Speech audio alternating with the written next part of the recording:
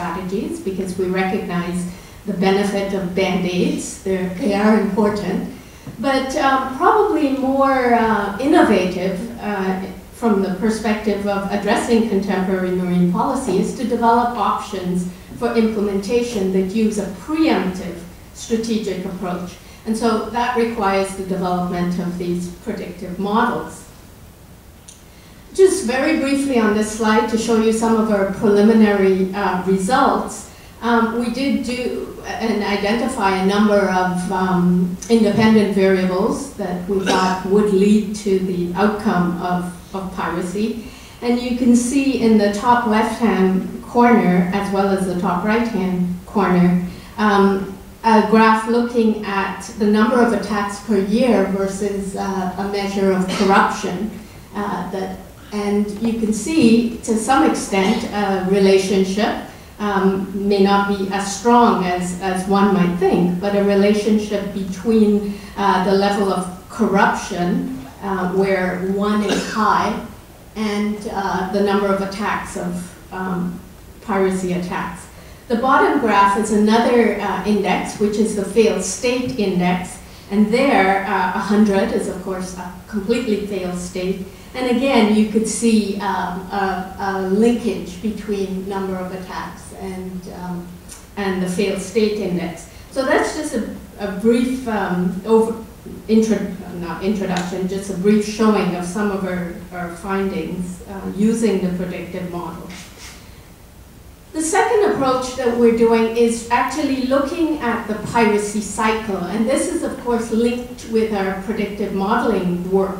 And basically what we're trying to see is where are the opportunities, as Robin was saying, for entry points, for disrupting this, this cycle in which you move from precursor events to an organized system that goes through from opportunistic activities through organized activities to the really sophisticated piracy events and systems that we're familiar with in the Horn of Africa.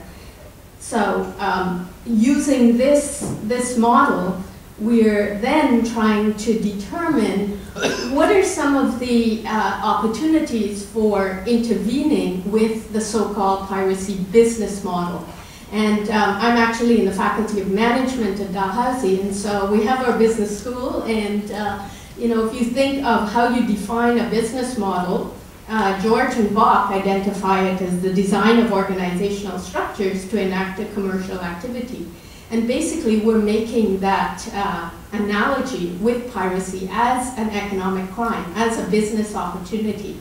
So where in the piracy cycle and where in the business model can we, from a scientific research perspective, provide the contributions to the policy community in terms of affecting this, this business model. In particular, in the middle, in the oval, the Dalhousie Marine Piracy Project has recognized that there's very little research or attention being paid to the issue of children in piracy as an asset to that business model, as a very cheap asset. And so we're focusing our research with the policy community on that. So basically, I'll just sum up in this slide. I'll end here with some of our preliminary findings and then pose some questions that I would welcome discussions on. So clearly, the problem of piracy cannot be solved at sea. This is recognized by admirals around the world. But it certainly does play an important deterrent role. The second point is that we're seeing is that if the solution to piracy seems to be enhancing or not allowing states to be failing or failed, then we need to be looking at what we can do to minimize that.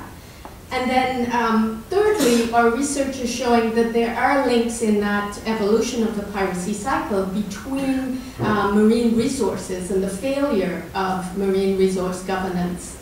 So again, if there is that link, what can we do about that?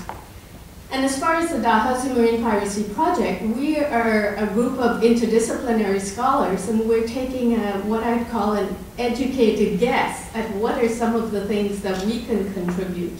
But we're not sure if, you know, a focus on a predictive model or on the business model or exploring and refining a piracy cycle is really where we should be expending our efforts.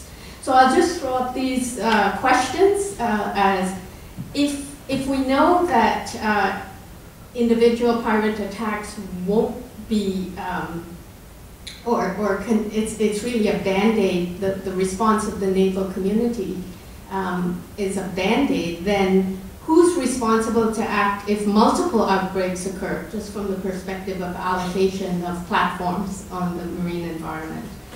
Why has the global governance regime failed to respond appropriately in terms of minimizing or intervening to minimize failed and failing states?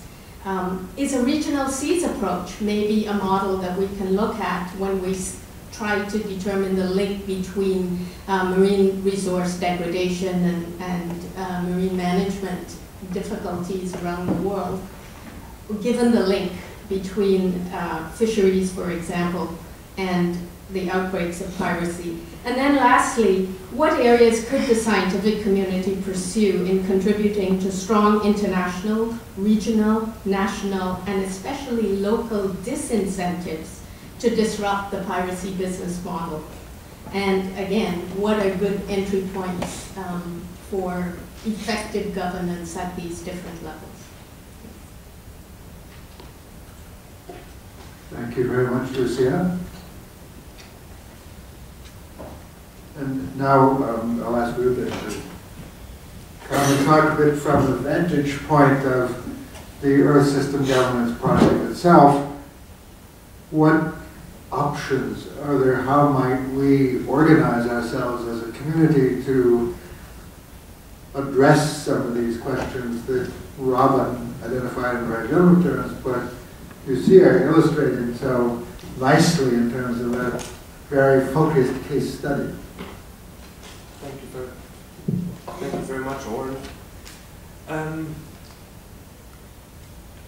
It's of course you posed both a nice challenge and also to the Earth System Governance Project how we can manage linking these very specific cases like the piracy with the very broad scientific and policy questions. How we can find a link between this our academic curiosity in looking into ocean governance and also the policy demands for input from the science community into ocean governance. So I'll just, in my couple of minutes, I'll just bring a couple of ideas on this, how we could think about this. First of all, of course, the whole set of ocean governance questions fits straight into our research framework. The research framework has not been presented comprehensively at this conference, except for my own small introduction yesterday over lunch, but most of